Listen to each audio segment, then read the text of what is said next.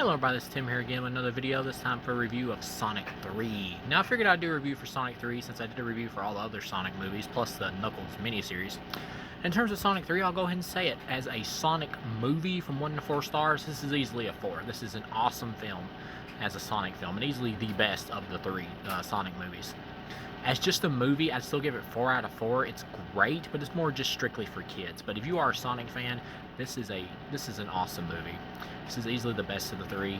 Jim Carrey does great here playing Robotnik and Robotnik's grandfather. He does such a good job that they really do feel like 2 different characters, despite the fact that they do in-jokes in the movie where they're Jim Carrey's like, it's like we're the same, it's like we're two different characters being played by the same actor in a movie, which was hilarious. And Jim Carrey plays both characters, and he does like a dance number through some lasers at one point in the movie, which was pretty funny. Kristen Ritter is in here as like a person who works for like the gun company or whatever, the military company, or government sector, I should say, who were in the other movies.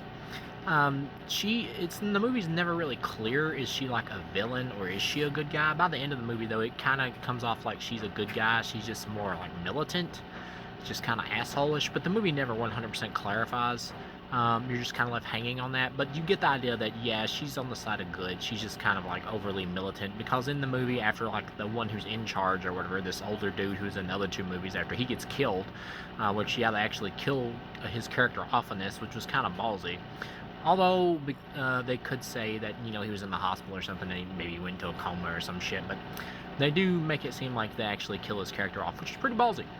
And then she shows up there, and she sees like a picture he has in his pocket of like Sonic and Tails and Knuckles, and so she's like, these are the ones. And just the way she plays it is really shady, so you think that maybe she's like either working with Robotnik's grandfather, or that she's just like out for her own personal gain or something. And I kept waiting for her to show that she was a traitor, like, through the movie, but by the end, no, she's just kind of an asshole. She just doesn't trust aliens like Sonic and him, which I can kind of get, but at the same time, they're obviously on the side of good. Let's be real here. And once again, the voices Idris Elba and Ben Schwartz, and I forgot who voices Tails, but all 3 of the voices are great. Tails is probably the least interesting of the 3. Just Idris Elba as Knuckles is friggin' hilarious. Like this little girl, you've seen it in the previews, walks up to Tails and is like, are you Detective Pikachu? And Idris Elba's Knuckles is like, he does look like a Pokemon, Pika Pika. That shit was really funny. And then like towards like partway through the movie, you get a sequence where, sorry, I seen a bug over there, but like partway through the movie, you get a sequence where Idris Elba's Knuckles is talking about how he's like afraid of ghosts, and they're like, remember when you freaked out at movie night? And he's thinking about the Casper film, and he's like, yeah, there's no such thing as a friendly ghost. That was really funny. When you get to like towards the end of the movie, where it's like a battle on a space station, that was really epic and really cool. The special effects in terms of like the CGI is good in this film. This is easily the highest budgeted looking movie of the series thus far. And before I forget, of course, Shadow is in this movie, and they do actually kill off the Maria character. It's not like a gruesome death, but you obviously get the idea that she died, and which in the video game she was like his friend or whatever, Shadow's friend, which it was pretty cool that they actually had the balls to include that. I appreciate that, them sticking close to the games, or at least trying to. And having Keanu Reeves as Shadow, I admit I was skeptical about him voice acting Shadow, but once you get into the movie, he does a great job. This is one of his best performances, actually. Because he's never been a great actor, but he's got a likability about him, especially in the Bill and Ted movies. Here he does a great job. He's great as Shadow. I just saw Shadow. I did not see Keanu Reeves. And then by the end of the movie, of course, Shadow becomes a good guy, because he's like letting all his rage out and everything, and like he's like, Sonic is just he injures Tom Donut Lord guy, James Marsden, who his character has never been that interesting, and he's slowly getting like decreased screen time throughout these movies, and here he's just in it for a little bit, but the scenes that he is in, they're good, they're fine. I do wish we could see some more of like the worlds from the video games, like they would go crossover into like different dimensions and stuff, but maybe they're saving it for like a part 4 or part 5, I don't know. But so like Tom gets injured by Shadow, and then it causes Sonic to like go into a rage, and it's like, will he become like Shadow? And of course he doesn't. He doesn't go full force with his revenge, and like I guess kill I almost said Knuckles, kill Shadow at the end.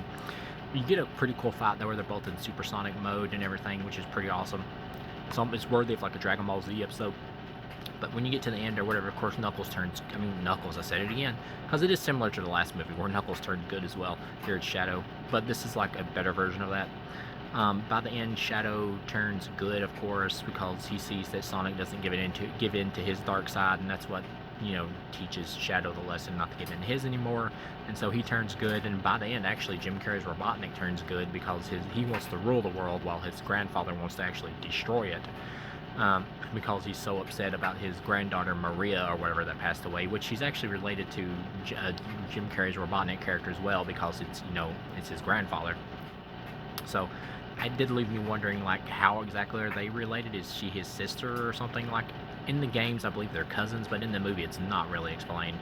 But by the end, of course, Gerald, I believe, yeah, is the grandfather's name, and he gets taken out at the end in a way to where it's like, well, maybe he died, but at the same time, they could bring him back if they wanted.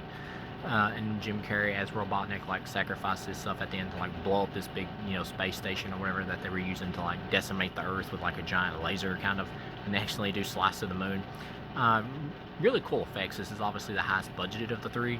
And so by the time you get to the end, Jim Carrey's character, like, sacrifices himself, and Shadow sacrifices himself. So you're like, well, these characters both dead. You're kind of left hanging at the end. You get the idea that they probably are. But of course, there's a bonus scene after the credits where it reveals that Shadow is pretty much still alive, and it kind of feels like they're leaning towards, like, giving Shadow his own movie, which would be cool. And in terms of Jim Carrey's character, I get the idea because of the bonus scene, the other bonus scene that we get, because we get two, and the other bonus scene where Amy Rose shows up and there's, like, a bunch of Metal Sonics. Get the idea there may be some time travel involved in the next one. So maybe because Shadow powered the ship that Jim Carrey was on, that Robotnik was on with his energy, maybe when it exploded to, like, send him, like, through time or something, and maybe he created Metal Sonic in the future. Like, they can come up with ways if they want to bring Robotnik back in the next one. But yeah, overall, this was a 4 out of 4. As a Sonic the Hedgehog adaptation and movie, this is awesome. This is probably the best video game movie maybe that I've ever seen. Definitely in the top 2 or 3. But yeah, thank you guys for watching, and I'll see you again.